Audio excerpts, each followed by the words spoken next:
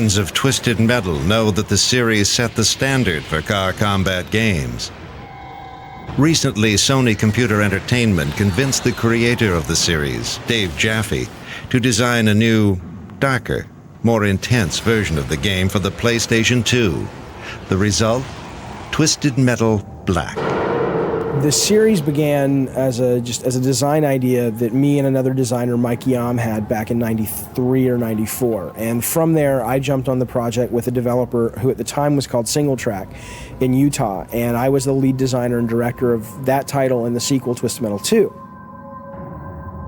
After Twisted Metal 2, another entirely different group began working on Twisted 3 and Twisted 4. And their take on the game was different than ours.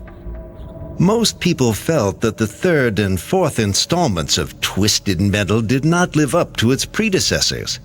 From what we've seen so far, what's going to separate Twisted Metal Black from the rest of the pack is its storyline. Think Silence of the Lambs meets Seven. The characters are not only more developed, but decidedly more twisted than ever before. Twisted Metal Black basically takes place in an asylum called Blackfield Asylum.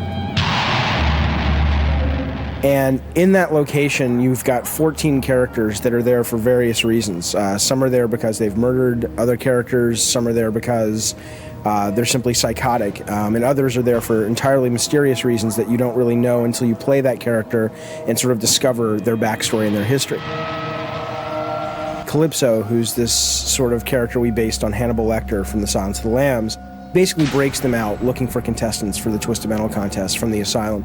And he offers them pretty much anything they want if they'll play his contest, and the winner basically gets anything that their sort of heart and soul desires, which sort of in the tradition of Twisted Metal doesn't really turn out always to be exactly what they thought it was going to be.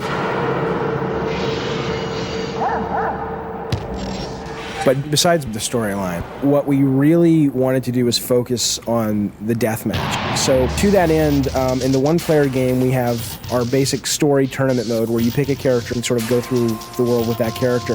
Then we've got endurance mode where we basically drop you into a level and there's no health, and we basically bring one car after another, after another, after another, and we try to figure out how many that you can get through before you basically get killed. And then in the multiplayer mode, we have traditional deathmatch, we have 2 to 4 player deathmatch, then we also have co-op mode where 2 players can go through the story mode together. But they all really are focused more on deathmatch.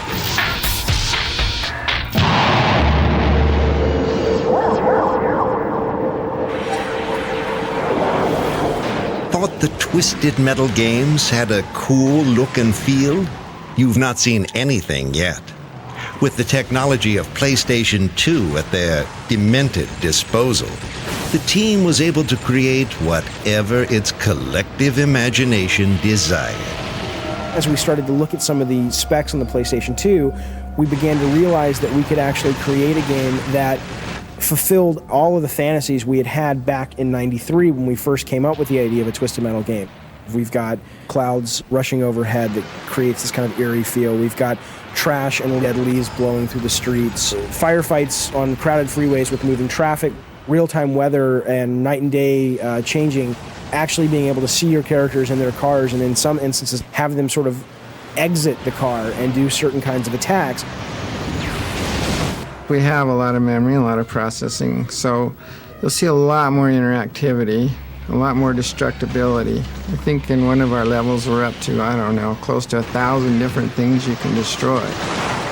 Not only are there more things to destroy, but there are a lot more ways to destroy them. In Twisted Metal Black, you will come face to face with a lethal array of new weaponry. In Twisted Black, we've made a real effort to build a significantly deeper weapon system and weapon structure. You can use them, of course, as fire and forget, and they'll have a lot of next generation capabilities.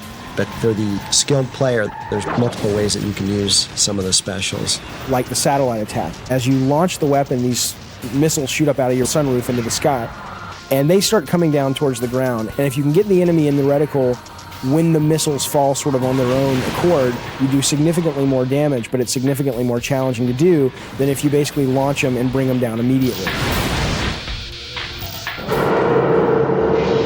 discover the dark, sinister world of Twisted Metal Black and come out screaming for more. The windows are shaking, pictures are falling off the wall, and it just sounds like the battle is going on in your living room. It's just unbelievable. We're excited to release this to the universe.